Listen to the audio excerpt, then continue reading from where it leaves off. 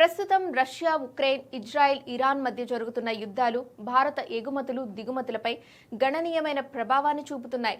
ముఖ్యంగా రవాణా ఛార్జీలు, బీమా ఖర్చులు భారీగా పెరగడంతో ఎగుమతిదారులు తీవ్ర ఇబ్బందులు ఎదుర్కొంటున్నారు.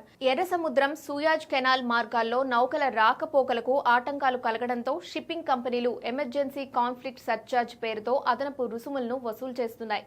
కొన్ని రూట్లలో ఒక్కో కంటైనర్పై సుమారు $2,000 నుంచి $4,000 వరకు అదనపు భారం పడుతోంది. నౌకలు ఎర్ర సముద్రం గుండా వెళ్లకుండా ఆఫ్రికాలోని కేప్ ఆఫ్ గుడ్ హోప్ మీదుగా చుట్టూ తిరిగి వెళ్లాల్సి వస్తోంది. దీనివల్ల ప్రయాణ సమయం 10 నుంచి 14 రోజులు పెరుగుతోంది. ఇది ఇంధన ఖర్చులను కూడా 40% వరకు పెంచుతోంది. దీనివల్ల ప్రభావితమవుతున్న రంగాలలో ముఖ్యంగా బియ్యం, వస్త్రాలు, టీ, పప్పుధాన్యాలు, ఉల్లిపాయలు, ఇంజనీరింగ్ వస్తువులు ఎగుమతులు ఈ సంక్షోభం వల్ల తీవ్రంగా దెబ్బతింటున్నాయి. ఇక యుద్ధ భయం కారణంగా సముద్ర మార్గాల్లో సరుకు రవాణాకు ఇన్సూరెన్స్ ప్రీమియంలు విపరీతంగా పెరిగాయి. ఇది ఎగుమతిదారుల లాభాలను దెబ్బతీస్తోంది.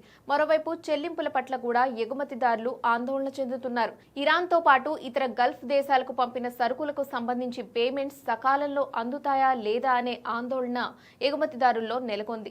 ప్రభుత్వం పరిస్థితిని నిశితంగా గమనిస్తోంది. ఎగుమతిదారులకు మద్దతుగా అవసరమైన చర్యలు తీసుకుంటామని వెల్లడించింది. ఇక మనం ఎక్కువగా దిగుమతి చేసుకునే ముడి చమురుపై యుద్ధ ప్రభావం తీవ్రంగా ఉండనుంది.